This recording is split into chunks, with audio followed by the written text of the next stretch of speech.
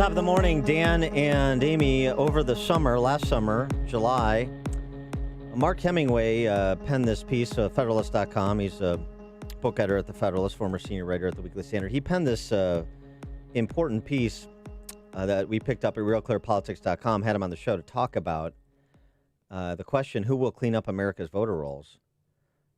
He took a perusal of some of the states and localities around the country where you have more registered voters than you do people living in the particular place. That's a little bit of a sticky wick. Bit of a problem. For example, Hemingway found L.A. County has an estimated 1.6 million more voters than population. That's a big number. Los Angeles, this from Hemingway's piece last summer, L.A. County may be California's worst offender, but 10 of the state's 58 counties also have registration rates exceeding 100% of the voting age population. Nearly one-fifth registration rates exceeding 100% of the population. In fact, the voter registration for the entire state is 101%. Maybe that's how Hillary won the state by 3 million votes. He went on to say, look, California is not alone. There are 8 other states that have total voter registration tallies exceeding 100%. And in total, 38 states have counties where voter registration rates exceed 100%. And that includes some swing states. And the question, who will clean up America's voter rolls in time for the 2020 election, November? Well, the answer may be Judicial Watch. Judicial Watch, which sort of served as the shadow Department of Justice during the Obama administration, has filed suit against 5 states with over-registrations. 4 of those states, arguably, are battleground states. I'm not so sure Virginia is, but Pennsylvania, North Carolina, and Colorado certainly are. For more on this topic, we're pleased to be joined by the aforesaid Mark Hemingway. Again, book editor at the Federalist, former senior writer at the Weekly Standard. Mark, thanks for joining us. Appreciate it. Hey, thanks for having me. Well, I'm glad somebody was paying attention to what you were writing about last summer and sort of sounding the warning signal about over-registrations across the country. Is this Judicial Watch complaint what you were hoping for? Well, I mean, obviously there needs to be a much more broad-based effort in terms of following up on this stuff. I believe during the Obama years, I mean, the Justice Department, which is supposed to be on top of this stuff and enforcing, federal voting laws that these things all occur in violation of, didn't file any complaints whatsoever against, any states or localities while Obama was president. And the Trump administration actually has been really slow to move on this, even though President Trump has obviously made a big issue out of voter fraud issues. So a lot more needs to be done, and it would be nice if the Justice Department was bringing these lawsuits and not just an outside group like Judicial Watch. And it's sort of the same I mean, obviously Chicago, Cook County, where the dead vote, yuck, yuck, yuck. But whether it's over registrations or people who are able to vote who are in this country illegally and don't have that right, I mean, that's a real thing, not just because it impacts elections, but because it disenfranchises Americans. Yeah, absolutely. But I want to be clear on something. There are definitely some instances here where voter registration problems are very much a sort of partisan political issue. In fact, Sure. California is particularly bad because in the late 90s, the Attorney General and the Secretary of State or state authorities got a sort of permission, essentially. They got a letter from Janet Reno, who was then Attorney General under Clinton, basically telling them that they could reinterpret the voter enforcement statutes in the National Voter Registration Act to mean something opposite of what they mean, and they persisted under that interpretation of the law, which the Supreme Court ruled was totally erroneous 2 years ago, for decades, and that's part of the reason why voter registration rolls are so out of whack in California. Having said that, when you've got 38 states that have voter registration problems, including a lot of red states with serious problems like Kentucky and other things like that, Yeah.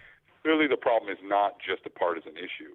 A big part of the problem is simply that we don't fund or provide adequate resources for elections and election authorities in this country, and we've been kind of asleep at the wheel on this. There's a good example, for instance, remember there was all the controversy about Stacey Abrams, who ran for governor of Georgia and refused to concede, even though she lost by 60 or 70,000 votes. She made a big deal out of this, going around the country, refusing to concede, and she accused her opponent, who was Secretary of State before he got elected governor of Georgia, of disenfranchising voters en masse because he kicked 1.5 million voters off of the rolls in Georgia over the preceding 8 years or so that he had been Secretary of State. Well, there are like 11 million people in Georgia. According to census figures, about 10-11% of Americans move every single year. In a state that large, if you're not kicking lots of people off of the rolls, every year, or updating their new precincts that they've moved to, then you're not doing your job, essentially, and you're opening the door up for fraud. And in fact, even though she was accusing him of massively disenfranchising voters, the fact is, I can't remember, there were a number of counties when he assumed office where there were more voters than, the eligible adult voting age population in Georgia. So, her claims were laughable, but it also, again, illustrates how, even the Republican politicians who claim to be concerned about these issues aren't doing enough to stay on top of this problem. And I want to also just seize on that word you said, fraud, because when Republicans make an accusation about the prospects of voter fraud, when you have slipshod systems like you're describing, it doesn't occur. That's silly. That's a right-wing talking point. Well, the Heritage Foundation keeps a running database of actual instances of voter fraud where people have been arrested and prosecuted. We have many here in Illinois over the years. It's not a lot.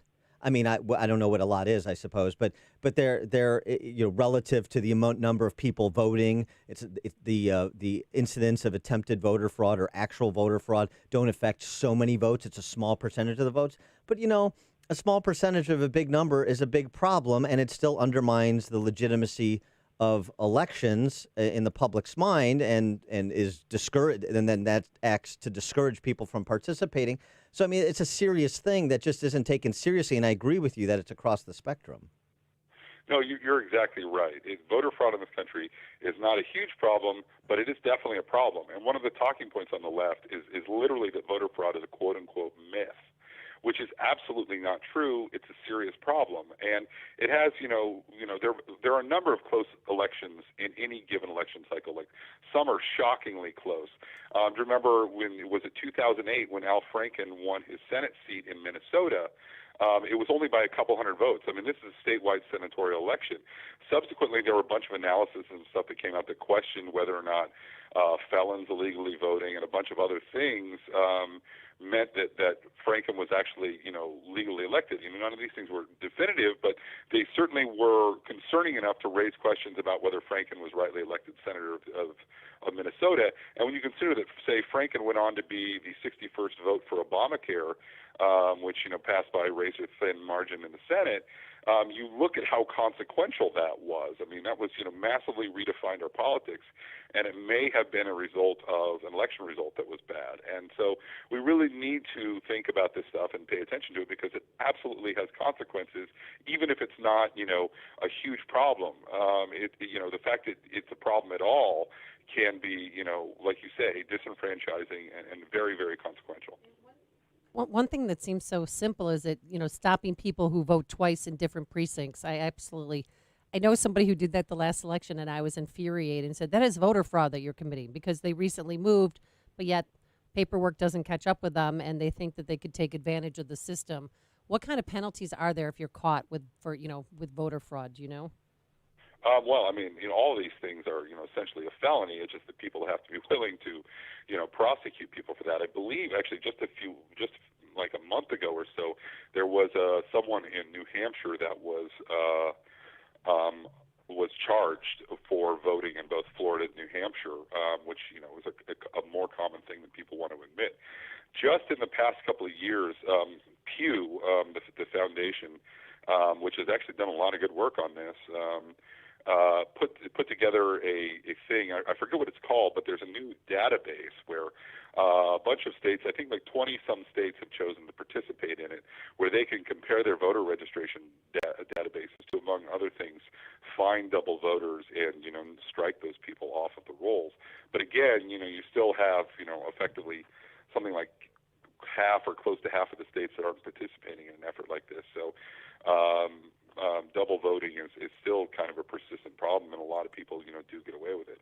Now, you might recall that I believe Steve Bannon was caught having been registered in 2 different localities, and the media had a field day with this because, they don't like Steve Bannon, but it's kind of interesting that, it's a problem when it involves some political opponent they don't like, but it's not a problem when, we know that there are, thousands, if not, hundreds of thousands of people who are legally registered to vote in 2 different precincts right now.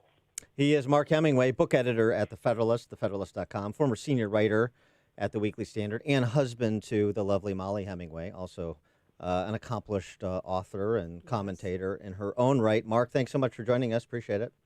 Thank you very much for having me. Thanks. And he joined us on our turnkey.pro answer line. It's like a hot, steaming cup of information to start your day. It's Chicago's Morning Answer on AM 560. The Answer. It starts with the action on the court, moves to the crowd, and is described by the broadcasters and transmitted to you. The energy, passion, and excitement will make you shout out loud. Let them hear you. It starts right here on the Husky Sports Network. It's the Huskies against the Akron Zips this Tuesday night at 7 in IU basketball. Right here on AM 560. The Answer. Oh, I just ate a donut. It was really good, though. Krispy Kreme, thank you. It's Mini Donut Monday, although it's Wednesday. What's Krispy Kreme, I heart you. Donuts. So, considering that I ate a donut, which I never eat a donut, but it was a mini donut, I'm very happy that I took Balance of Nature before that because my immune system is shot. And the way to build up your immune system is to eat healthy, Dan. And if you're not eating healthy, at least you should be taking Balance of Nature because with just 6 capsules of Balance of Nature,